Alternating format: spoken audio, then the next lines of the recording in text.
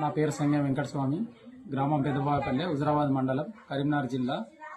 నేను నాకు జ్ఞానోదయం వచ్చిన కాడికెళ్ళి ఎప్పుడైతే చదువు 10th వరకు అయిపోయిందో మా అమ్మ నాన్న కష్టపడి చదివించారు. అప్పటికెళ్ళి బీజేపీ అంటే నాకు ప్రాణం. ఎందుకంటే ఒక ఎటువంటి మచ్చలేని పార్టీ అది. స్థానికంగా ఎందుకంటే న్యాయ పోరాటంలో ఒక భాగము. వెనకట వాళ్ళు ఎట్లా పోరాడారో ఇప్పుడు ఇది కూడా అదే పార్టీ అనే ఉద్దేశంగా ఆ పార్టీకి ఆకర్షిస్తున్నది. అప్పటి నుండి ఇప్పటి వరకు కూడా నేను ఎటువంటి ప్రలోభాలకు లొంగకుండా నాకు మొన్న మా ఊరాలో బై ఎలక్షన్లు వచ్చినా కానీ నీకు ఇల్లు ఇస్తాం అన్ని ఇస్తామని ఇచ్చినా కానీ నేను ఎటు తొలగకుండా పార్టీలోనే ఉన్నా.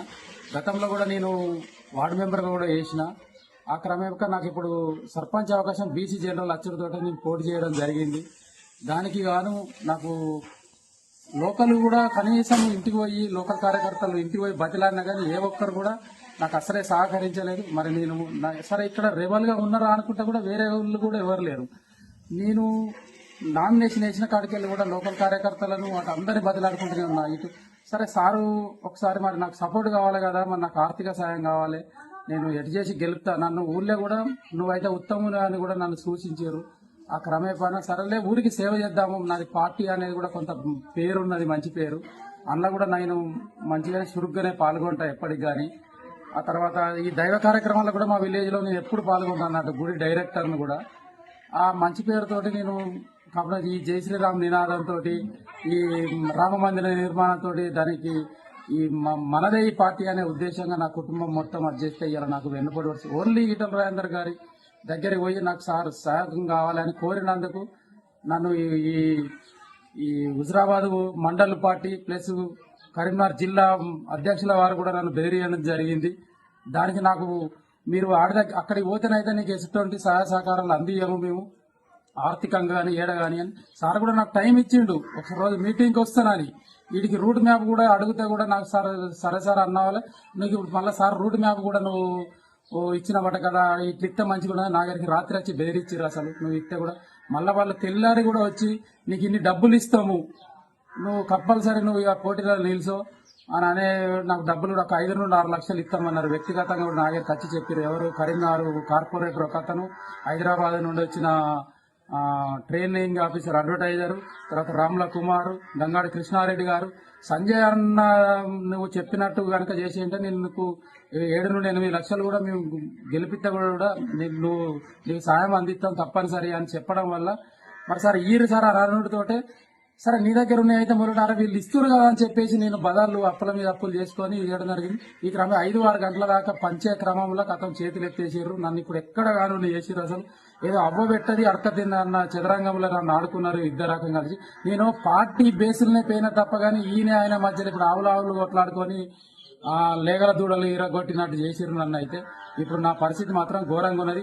సంజయ్ అన్న కూడా వచ్చి మధువాని గార్డెన్ లో ప్రతి వార్డు మెంబరు పోటీ చేస్తే నేను ఎంత ఖర్చు అయినా కానీ పెట్టుకుంటానని ఎందుకన్నా ఇటువంటి మాటలు మాట్లాడుకోవడం. మేము ఆర్థికంగా లేనోళ్ళము, నీ మాటలకు ప్రలోభపడి మేము త్యాగం చేసినాం. ఇవాళ నా పరిస్థితి ఏంది, రేపో మాపో ఏమన్నా అయితే చనిపోయేదంటే మాత్రం నీదే బాధ్యత నా సంజయ్ అన్న. నేను ఖచ్చితంగా చెప్తున్నా, ఈ పార్టీ మీద మీరు మాసంటే అమాయకులను ప్రేమికులను మాత్రం ఆటాడుకుంటే మాత్రం మంచిగా ఉండదు. నాతోటే మీ పార్టీ మారాలి, లేకపోతే ఈ వ్యవస్థను మీరన్నా సస్పెండ్ కావాలన్నా. నేను బతిలాడినా నా ఊళ్ళోకి పోయి కూడా సీనియర్ నాయకుల మీద కాళ్ళ మీద పడ్డాను. నేను నాకు 2 బిడ్డలు ఉన్నారు ప్లస్ ఒక కొడుకున్నారు. నా కొడుకు కూడా RSS లో ఫుల్ టైం వర్కర్ అన్న. ఎందుకన్నా ఇటువంటి చావు దెబ్బ కొడతారు ఆయన అని చెప్పేసి మా సోదరుల మీద ఏం కావాలన్నా పని చేసుకుంటే బతికటంలో పార్టీ నుండి ఏమన్నా రూపాయి ఆశించినామా? మీరే వస్తారు, మీరే పైసలు ఇస్తామంటారు, మళ్ళీ మీరే ఇవ్వకపోవడం ఏందన్నా. సరే ఆయన ఇంత సాయం చేద్దాం మనోడు కదా అంటే అక్కడ ఇయ్యారు, ఇక్కడ ఇయ్యారు. ఆఖరికి ఏం కావాలనుకుంటారు అసలు? ముందుకొచ్చే కనీసం చిన్నపిల్లలకి ఇప్పుడు మళ్ళీ ఈ రోజు బీజేపీ అని చెప్తే మాకే చెప్పబుద్ధి అయితే లేదన్నా. మీరంటే లీడర్లు ఎక్కడికెళ్ళి వస్తే ఎక్కడికెళ్ళో డబ్బులు సంపాదించుకుంటారు. మీరు పాపేపల్లకు పాదయాత్రకు వచ్చినప్పుడు కూడా వాయుపుత్రలో నీకు మీ అన్నం పట్టించిందన్నా. ఎవరనుకొని మీరు క్యాడర్ మీకు ఏం చెప్పిందో తెలుస్తలేదు. కనీసం ఇదైతే ధర్మంగా ఒక కుటుంబాన్ని మాత్రం మీరు బలి చేసిర్రు అన్న. మీ మధువాని గార్డెన్ల ఆలోచనతోటి అరే ఇట్లా ఉంటది కదా అని మీ టాకుతోటి ఇట్లా ఉంటది కదా అని మీరు ఇట్లా ప్రేరేపించినప్పుడు మరి ఇది నిజమా కాదా అని చెప్పేసి మీరు సహాయం అందియాలి. అందించిన వాళ్ళనో మీరు రానియ్యారు. ఇప్పుడు మా సెంటర్లో ఏం కావాలి? మేము అయితే ఉరి తీసుకునే పరిస్థితి అన్న ఇది. మీరు దీనికి ఏం సమాధానం చెప్తారో నాకంటూ ఒక రూట్ దొరికేదంటే మాత్రం నేను ఢిల్లీకైనా వస్తానన్నా. నువ్వు దీని మీద ఏం స్పందిస్తావో స్పందించాలన్న. అంత బాధ కలుగుతుందన్న మాకు. అసలు తినబోదాం అంటే ఇప్పుడు తినబుద్ధి అయితే లేదు. ఊళ్ళో పోదాం అంటే నేను ఒక ఎలక్ట్రీషియన్, ఊళ్ళో పోయి ఒక పని చేసుకుందాం అంటే కూడా పని చేసుకోబుద్ధి అయితే లేదు. ఈ అప్పులు ఎట్లా కావాలి నా పరిస్థితి? సరే ఎవరో ఒకరు, ఆయన కూడా పార్టీ కదా, పార్టీలో గిన్ని వర్గాలు అనుకొని మా సొంటలను మీరు ఎందుకు వర్క్ చేస్తుర్రు?